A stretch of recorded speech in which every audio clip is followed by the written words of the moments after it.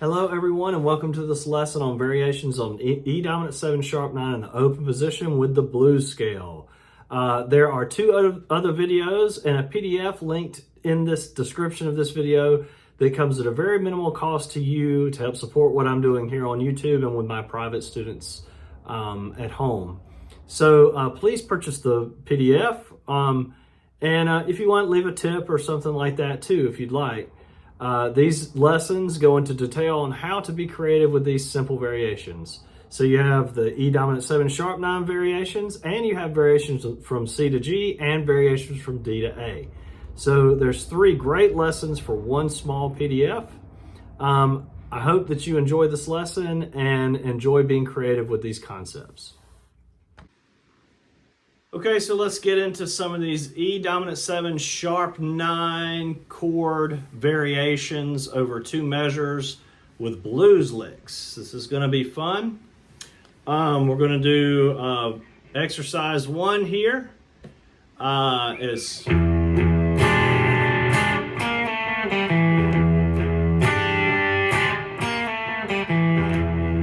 Okay, you got that at the end of the phrase. And, you know, there's not a lot of variation you can add to this. You could do a slide from that 3 to 2, or you can just you could pluck it either way on the 3 to 2 right there with the B flat to A. That could be a slide, or it can be plucked, either way.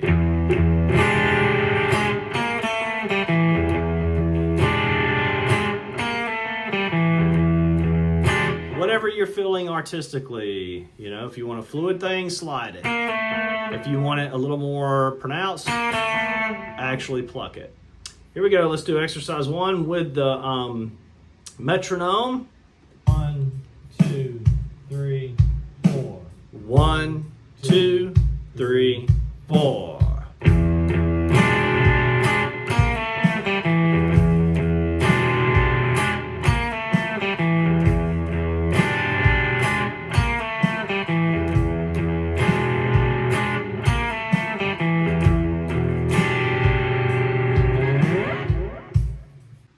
So exercise 2, E dominant 7 sharp 9 chord and blues licks.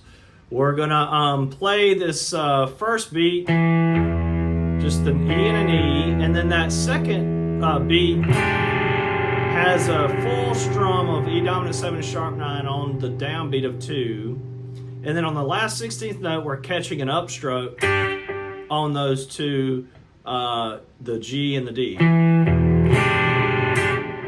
Like that, and then we have our blues lick. Nice little blues lick. And we have variations. We could do slide up with a lot of pull-offs, with a hammer-on those first two notes, a slide up on the first two notes, or a hammer-on. Or you could not pull off, which I have written in, and articulate every single note. You could articulate every single note except that last 3 to 0 and do a pull off. Or some variation of that. Don't overwhelm yourself, just choose one variation, get that, then choose a different one, get that one, then choose a different one, get that one. I suggest being systematic with each variation. Slide up, then a hammer on, and then not articulating that pull off, articulating the second pull off, doing a pull off on the last one, or not doing a pull off. Okay, you could get all of those exist for practicing with hammer-ons and pull-offs. You know, or you can ignore all of that and just go for it and do whatever you want. Okay, let's do this with the metronome. What, excuse me. First thing is get it slow. And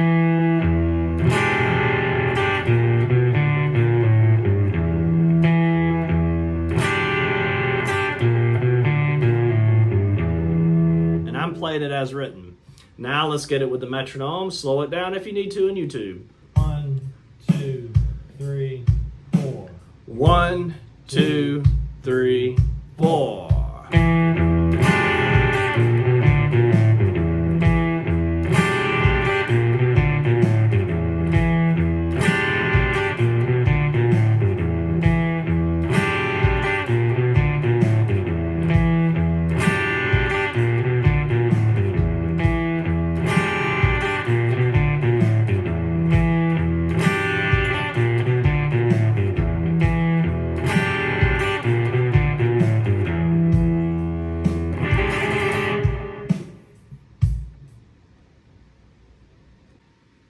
Exercise 3 with E7, E dominant 7 sharp 9 chords in the open position with blues licks. This lick again has a variation of hammer-ons and pull-offs that you can add to it. If I was you and you're new to hammer-ons and pull-offs, you go through and think your way through it with each little hammer-on and pull-off that you could add. Okay, the more you can think through these things on your own and the more you can apply them with your own formulas, the more fluid and natural it's going to feel when you just forget about thinking and you play and you use the hammer-on and pull-offs as is in the moment, which I never really think that much about when I'm playing. Maybe I should more, but when I'm actually playing, I'm trying not to think. I'm just trying to play. So here with thinking through this lick with hammer-ons and pull-offs, we have on beat 1, beat 2, and then that slide up with the... And the B flat is on beat 3, which is a pretty tense sound for that downbeat. But I am sliding up on those on the 3 to 5 or D to E on the second string most every time, but I could pluck it.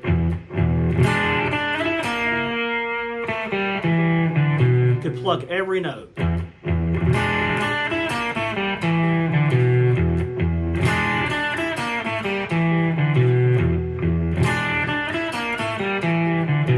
I find myself leaning more into downstrokes with my right hand when I'm plucking every single one.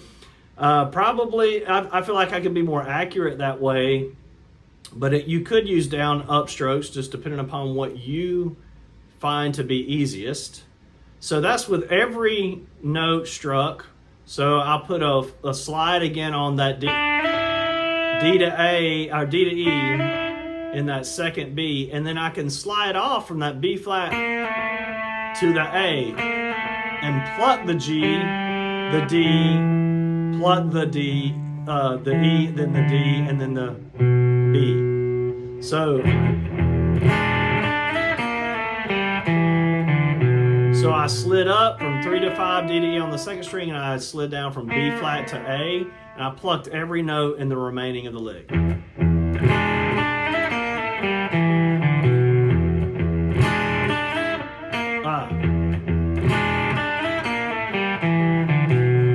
Okay, so now I'm going to add a pull-off from that G to A in beat 3 on the second 16th note of beat 3 to that open G on the and of beat 3. So I could do this two ways. I could slide from B flat to A and then pull off, or I could pluck B flat to A and pull off there. I'll do both. This is with everything slid and pulled off. It creates for a very fluid sound. I'll pull off every note. Versus, right? There's a big difference between those two lines when you articulate every one or do pull-offs. Okay, so now the last little pull-off that I can do is from that E, which is on the last 16th note B3, on the 2 on the 4th string, and I can pull off to the 0, or I can pluck. So I'll pluck every note and only pull that one off. Excuse me, try again.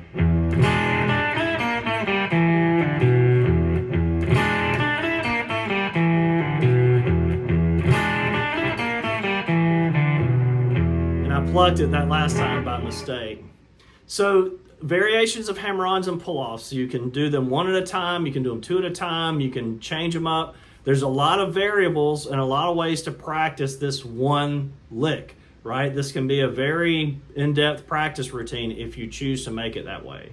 I'm going to play it along with the metronome a couple times for you. Here we go. 1, 2, 3, 4. 1, 2, 3, 4.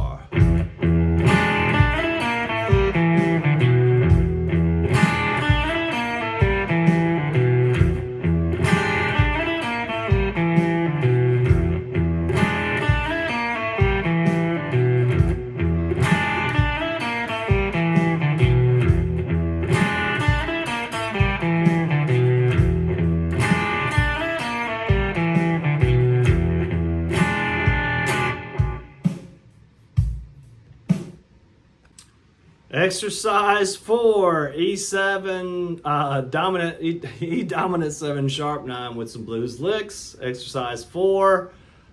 This is the same kind of thing as all the other ones. We can add hammer-ons and pull-offs. We got that interesting 1 and 2 kind of thing on the chords there. You don't hear that very often.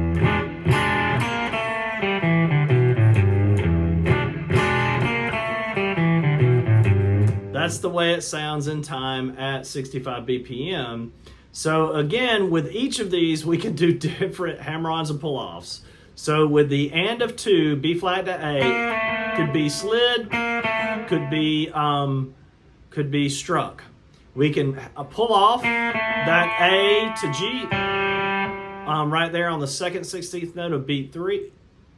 That E to D could also be pulled off. And now we have a B to A. They could be pulled off. And I guess you could pull off that note to the downbeat of the measure, the next measure, but I probably am not.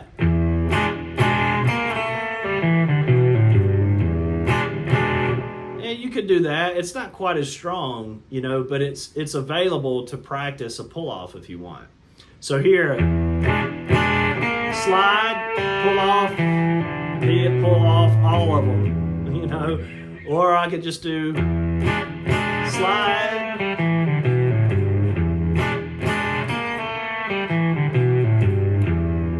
or I can do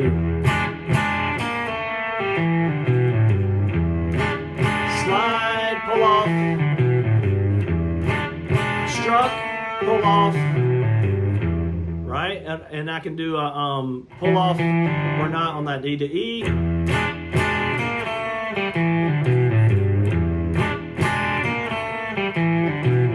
Pull off, not pull off, or pull off the B to A, or not pull it off. Okay, again, I'm walking through all of these things in every single one because I believe it's to your benefit if you will walk through them yourself and work on them systematically in a way that you master each variation that you create on your own. And then these variations and play them will come more natural. You know, I could play through, I think, every single variation in a row without having it written out and thinking through every single one. So when I go to play, right, and I'm not thinking and I'm just playing, my hand is more likely to make all of these really great choices with hammer-ons and pull-offs and stuff because I've worked on it in a way that ingrains that coordination into my system. And if I'm the kind of player that wants to be more fluid, I use more hammer-ons and pull-offs. If I'm wanting to be more aggressive or articulate every single note, then I don't use hammer-ons and pull-offs and I articulate every single note. And it's a stylistic, you know, aesthetic, like what is beautiful is up to you, and you're the player, so you make these kind of choices. But to be informed, you need to do the system of pull-offs and hammer-ons with each one. All right, let's hear it with the metronome. I'm going to play it with the metronome so you have something to go by. 1, 2, 3, 4. 1, 2, 3, 4.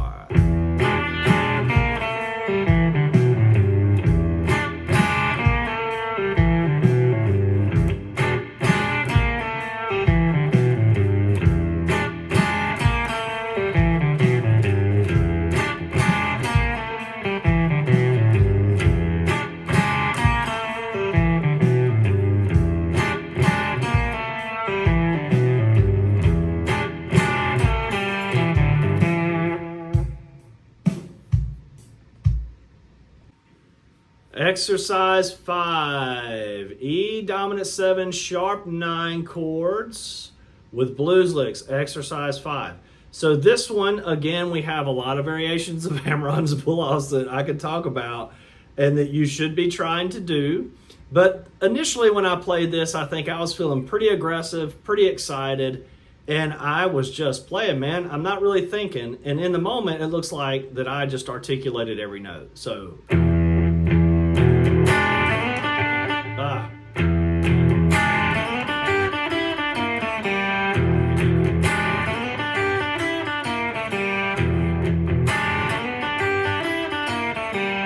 that's pretty aggressive. I feel like I'm playing hard. It's fun to be aggressive, but sometimes maybe we can do something other than be aggressive. I slide up every single time. I'm not going to articulate that little grace note slide. That just is not going to happen. I'm going to slide that every single time. And I can vary up which way I play those 2 3s. I could do all downstrokes and downstrokes back like a gypsy guy would do. They would do downstrokes every single time you skip a string. Or I can just do a mixture of downs and ups if that works for me. I, in the moment, am not thinking about right hand very much.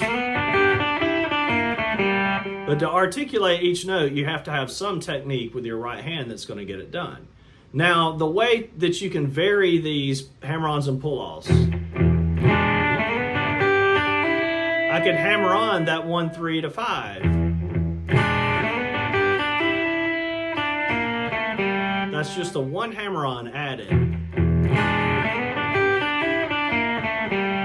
Or I could do a hammer-on and pull-off. Like that, which makes for a fluid sound. Okay, and or I could do just a pull off from the 5 to 3. Right,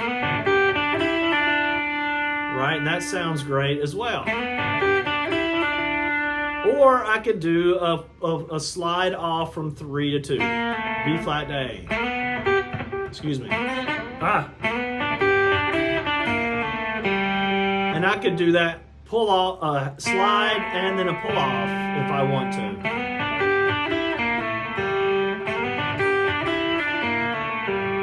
Right? Now, whatever variation you choose is most comfortable to you is probably the one you want to do. But again, you probably want to walk through all the variations and find out what, to train your body and your mind to incorporate hammer-ons and pull-offs into it. Now, I'm going to play with the metronome. I'm not going to think that much about hammer-ons and pull-offs. I'm just going to play. 2, 3, 4. 1, 2, 3, 4.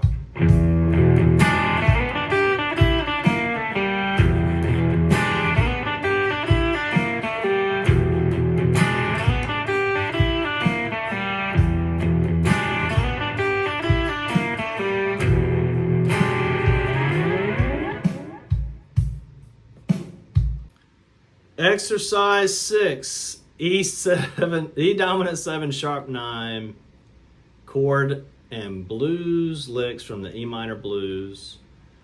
This one is a pretty active melody here. We've got just a nice little 6th and 5th or just 6th string only for the introduction,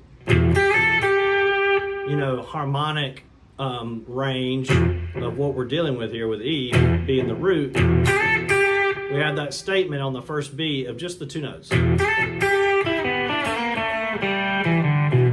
And that lick is, fraught with little rhythmic things. And there we got a bunch of tied over 16th notes and some slides.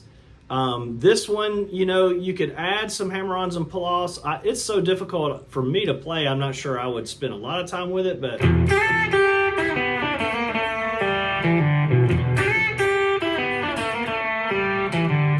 yeah, you could actually add them on there pretty easy. It's not too bad.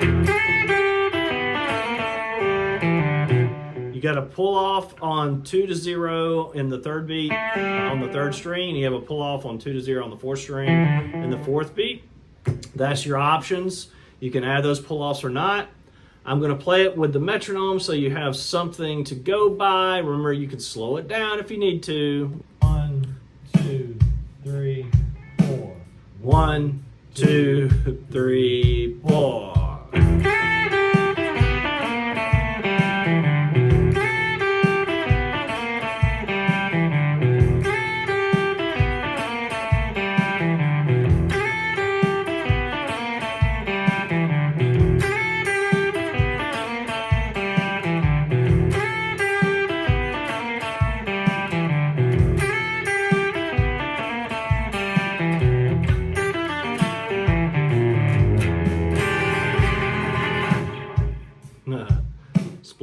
bit. Okay, exercise 7, E dominant 7 sharp 9. I'll say that correct in a minute. Exercise 7, E dominant 7 sharp 9. And like exercise 6, we just have a very short, either just a 0 on the 6th string, or you might can include the B. But trying to get more than that and this lick at the same time is not going to be practical. In this lick, we have a bend that's going up from this A up to the B on the 1st string. So if you want to tune that bend, play the B and then use both fingers 2 and 3 to bend up to that B. And that's how you tune that. I would definitely use at least fingers 2 and 3, if not fingers 1, 2, and 3 to bend the string. This E string has a lot of tension on it and is difficult to bend, and that's a whole step bend. And if you miss the bend a little bit, it's not that big a deal, because bends in this position from A to B, there's B flat in between A and B that sounds good. That's a great sound. And even just a little bend can sound great. Just a quarter bend between A and B flat, the note that exists in between those two notes, that also sounds really good. So if you miss this bend and go a little flat, it's probably not going to sound bad. It's probably going to sound okay. So again, just like in the other licks, we have the possibility for pull-offs and hammer-ons. You want to examine every single one and work it out yourself. I'll walk through it really quickly. We got, so that could be a pull-off right there. And if I'm going to pull that off, I'll probably give it some energy. Make it really pop. Almost sounds like I'm striking it. So you could hammer on there from 3 to 5 on the 2nd string there, that 3 to 5, and that 3 to 2, I'm always going to slide that grace note. Every grace note that doesn't actually represent a 16th note is always slid. Never will I ever strike that. I personally think that sounds really dumb. So yeah, so we have the pull off from 5 to 3. You could hammer on from 3 to 5, then the slide 3 to 2, and then that 2 could be pull off 2. That's with all the pull offs and hammer ons added. It sounds really nice, that fluid sound. Sounds nice versus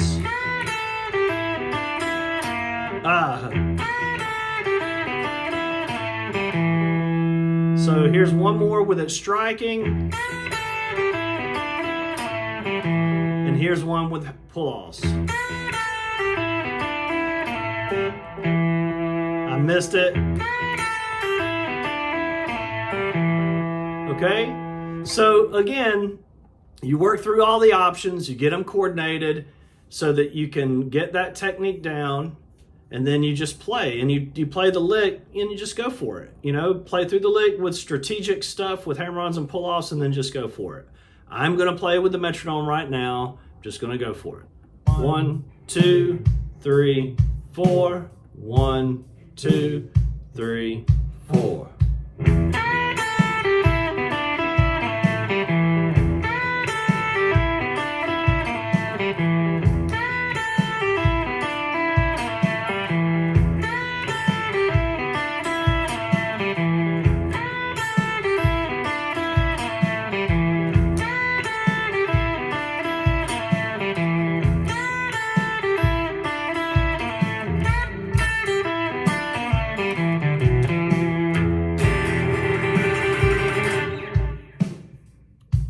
Pardon my goofing around at the end. Hope you get it down and have fun. All right, so exercise 8, E7 or E dominant 7 sharp 9 chord and blues licks. We have some pretty interesting rhythms in this one. We have a 5-note thing over that first beat, and then we have a 32nd note in the second beat.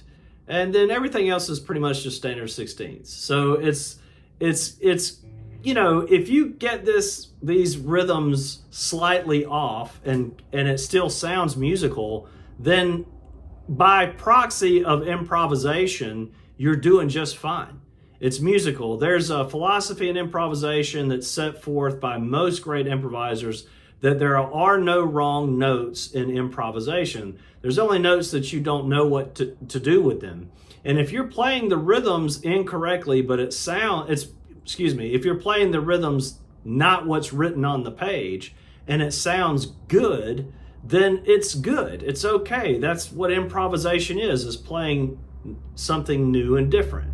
So, you know, you can labor over this one, copy me, and you'll get it.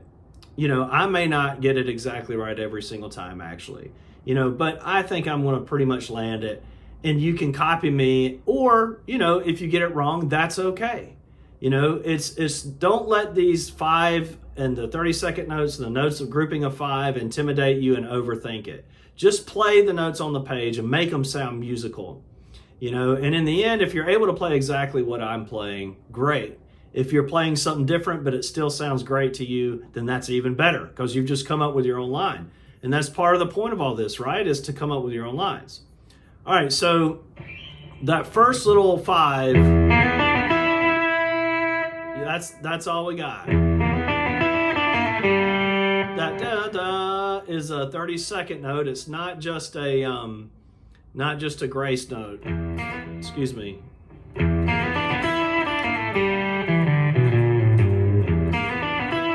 And that last 3, you could add a little quarter tone bend to that if you want to give it a little energy.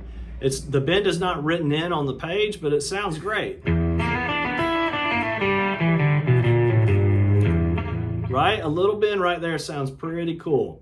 And that, again, with this one, we're just getting the low E. I'm getting a low E. I'm not even getting that B in the beginning. So it's just a low E bringing us into the line. By hitting that E on the first beat, we give ourselves harmonic context, right? And then everything else sounds nice and E minor-y blues. So let's do this with the metronome. 1, 2, 3, 4. 1, 2, 3, 4.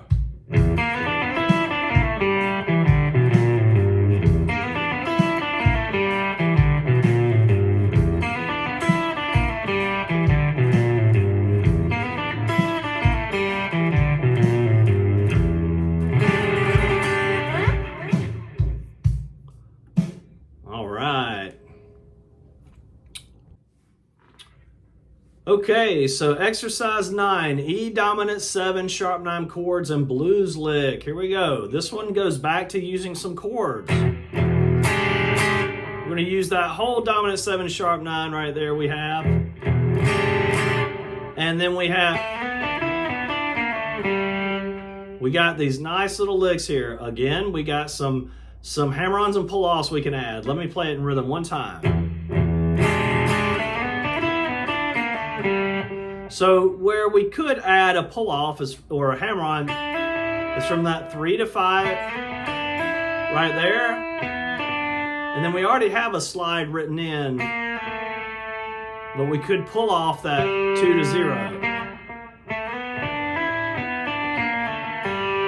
Instead of, we got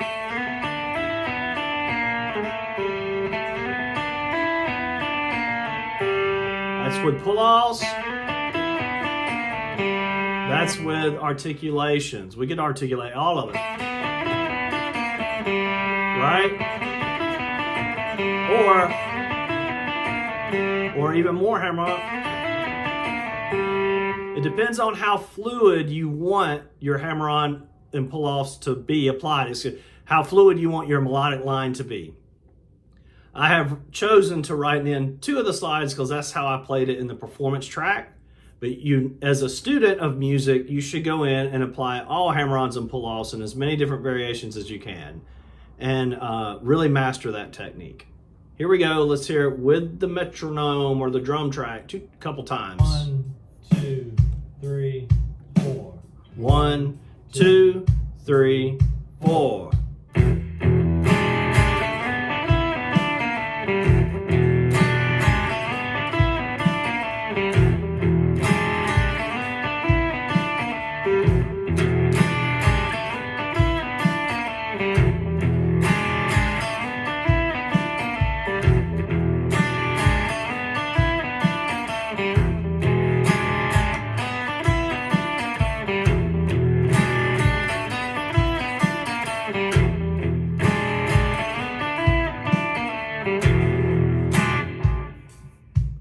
All right, so I did examples of hammer-ons and pull-offs in different places.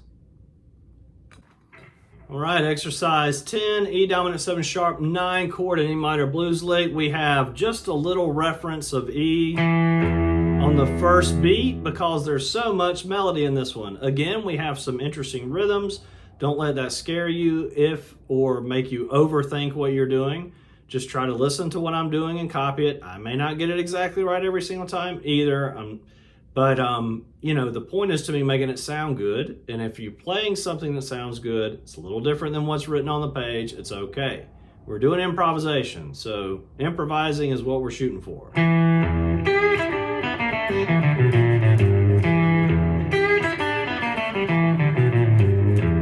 Right, that was a little bit different, the second one.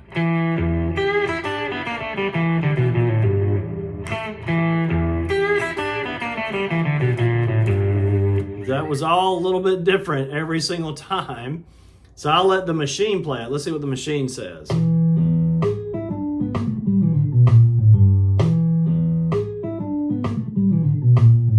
Okay.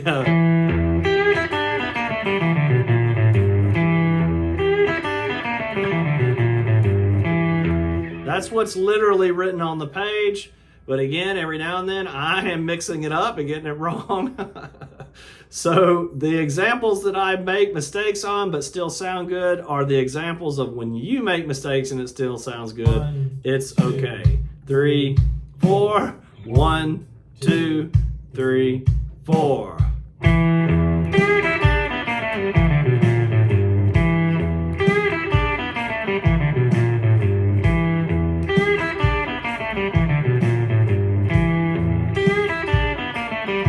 Messing up.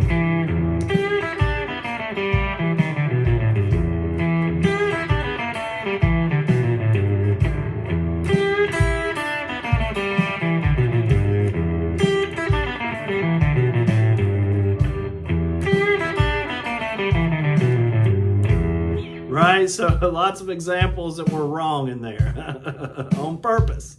And they sound pretty good. Some of them were a little awkward. Some of them were really, really tight, you know. So, you know, get it, go back and review it, get it the way it is written. Why not? You know, try to make sure you're accurate and consistent, but also enjoy the variations that your mind just naturally creates, because it is creative and it takes those rhythms and kind of jumbles them up immediately and then spits out what it can. And sometimes that's a really great creative result. Sometimes it's awkward.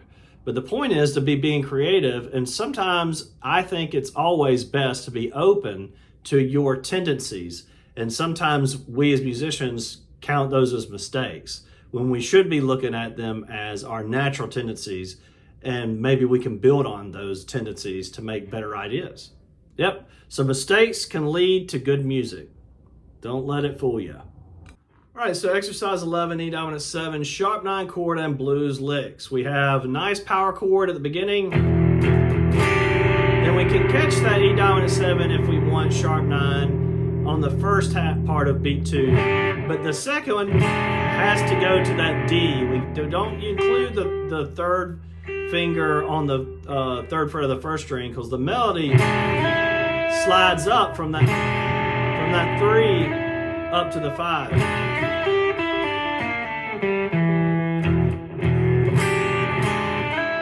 So that has got to be what happens for the sake of the melody. You're leaving out that sharp 9 on the and of 2. Okay, same thing applies to this melody as all the others. We have some slides already built in that I've written in as a result of the performance track. However, you can add more pull-offs and hammer-ons and pull-offs to this to make, and slides if you want, to make it more interesting and to make it a more in-depth study. So I added a pull-off from 3 to 5 right there in the third beat, and then I did a slide to a pull-off to that G.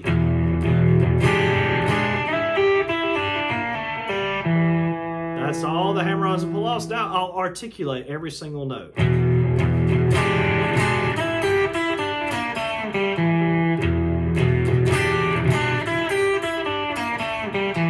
I'm really articulating it too. Now I'm going to add the slides and the pull-offs, hammer-ons.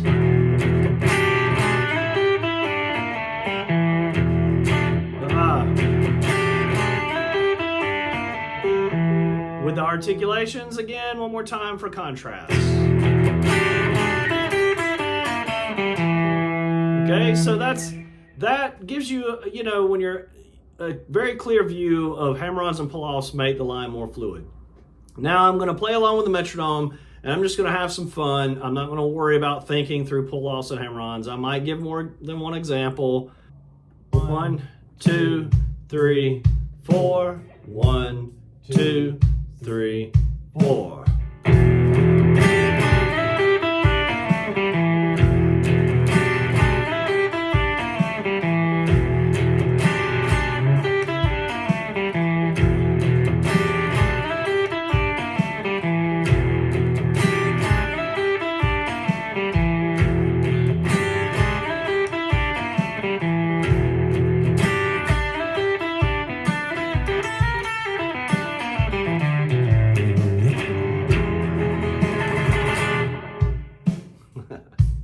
Having fun, enjoy yourself too.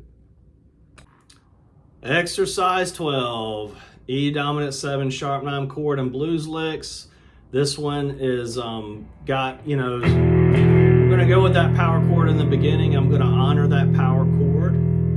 And we're catching it sometimes with our second finger on the beat. Sometimes our first finger can be on the beat. Whichever one works best for you. It's written in both ways. And this is an example where we can add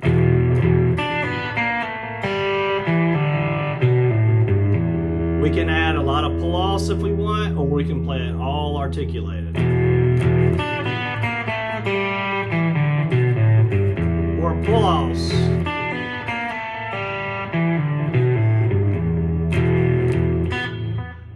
The only one that's written is that slide from 3 to 2. That's very common.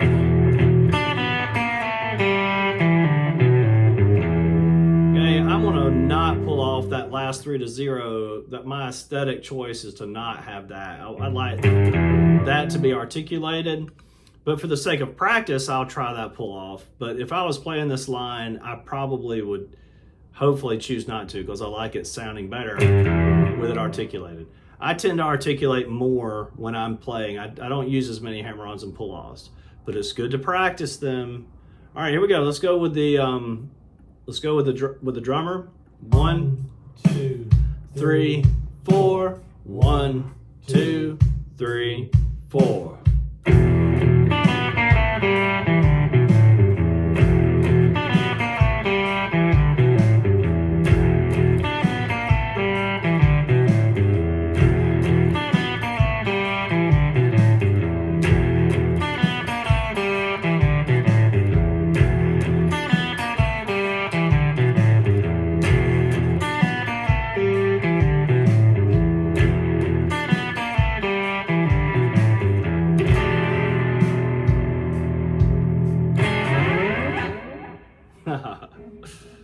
Okay, so the skills needed, building them one by one up with being creative with these particular melodies and chords, is you have to know the E dominant 7 sharp 9 chord. So we have a E, 0 to B, 0 to D, G sharp, then D is in dog on 3, the second string, and G is in goat on the first string for that dominant 7, sharp 9.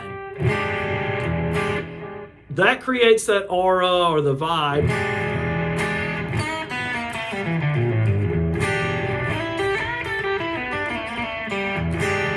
You know, it sounds great to play bluesy, aggressive things with that chord. So you need to know the blues scale. So let's take a look at the first version of the blues scale. Be 0, 3, 0, 1, 2, 0, 2, 0, 2, 3, 0, 3, 0, 3. And backwards.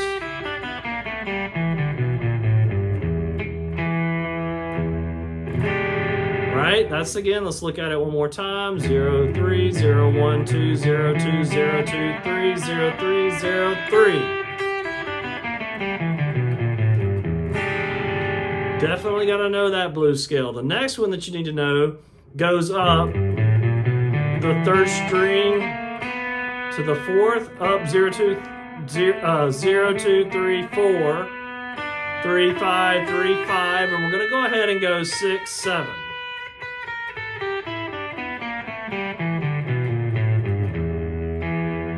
And once you can play that one,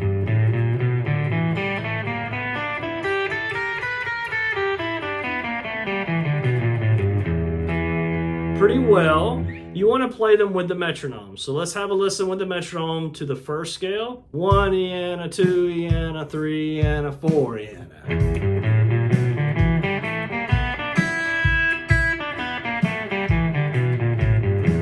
All right, let's hear the first scale again, but this time let's add that G at the top.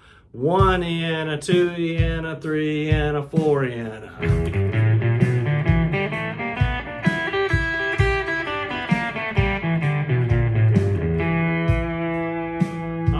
And any way you can get it, as long as you're playing smoothly and in time with the metronome, you can be creative with that. You can mess around with it, turn it upside down, shake it around, do what you need to do to get familiar with the scale and have fun with it. Let's listen to the next one with the metronome. 1 E and a 2 E and a 3 and a 4 E and a.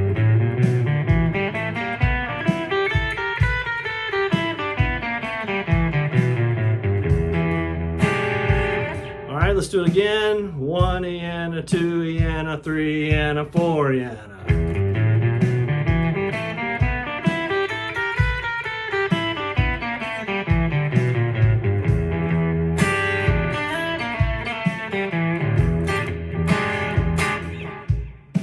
All right, so once you've gotten familiar with the scales and you can play them pretty smoothly, you want to also get to where you can do bends.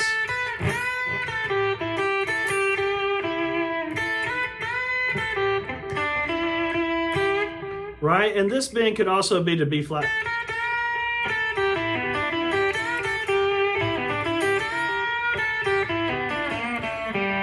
You could bend that to B flat or to B.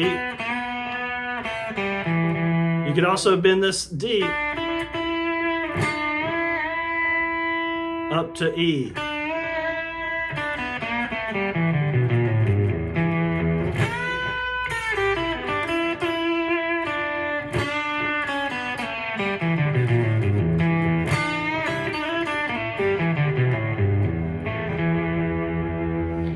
So yeah, you get working to the blues bends and stuff in there, tuning the bends where you need to, and then being creative with them. And the final step is obviously you can put it all together with the drums. You can play just the scale stuff. You know, you don't have to do the chords. 2 and a 3 and a 4.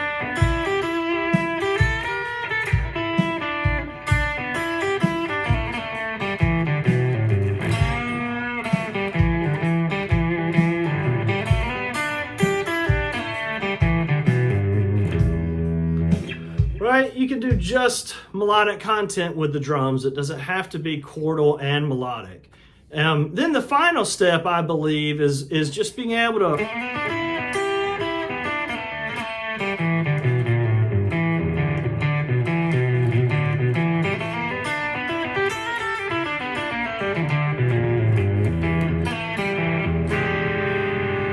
playing in time without the drums. That's the final thing.